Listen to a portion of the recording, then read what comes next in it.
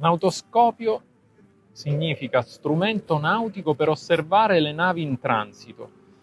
È una casa che si solleva sull'albero di una nave, piantato simbolicamente a terra, e ha una sola faccia rivolta verso l'esterno, che si può orientare a 360 gradi per inquadrare dove si vuole e si solleva fino a 15 metri a terra con la forza delle braccia. Ecco, la storia del nautoscopio è questa. Ho preso come spunto una scultura, una installazione di Frank Lloyd Wright a Taliesin West, che è in Arizona, dove lui ha costruito il suo studio vero, grandissimo, e in mezzo ai cactus aveva piantato sulla sabbia una specie di un palo con appesa una gabbia, con una catena, che aveva una cosa simbolica, una specie forse era un lavoro mezzo fatto, mezzo no, comunque era molto bello, ma io mi sono immaginato di vivere in quella gabbia. Mi era piaciuta questa idea di stare appizzato in una gabbia e viverla da dentro. Poi pian piano l'ho sviluppato questo progetto, mi ricordo proprio in un pomeriggio in cui ho fatto lo sviluppo del progetto e poi ho fatto anche il modellino del nautoscopio.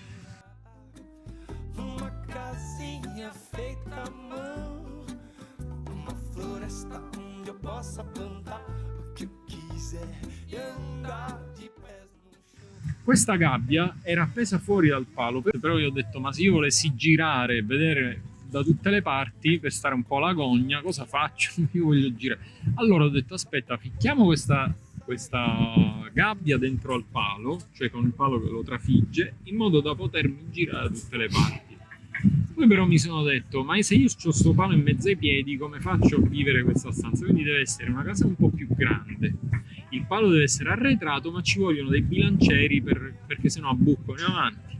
Giusto?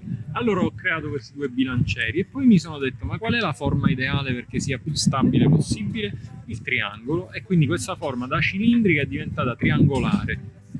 Dopodiché l'ultimo movimento è stato quello di smussare il tetto in modo da far scendere l'acqua piovana e orientare cioè aggettare verso l'esterno le pareti e anche la faccia, anche l'unica faccia rivolta verso fuori, quindi la finestra, in modo da poter vedere giù.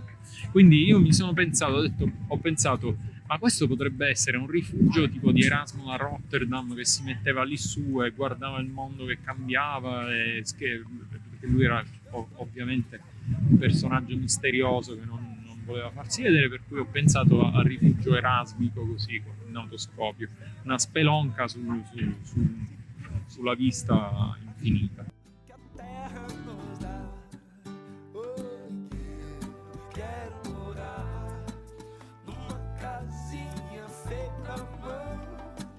Numa floresta onde eu possa plantar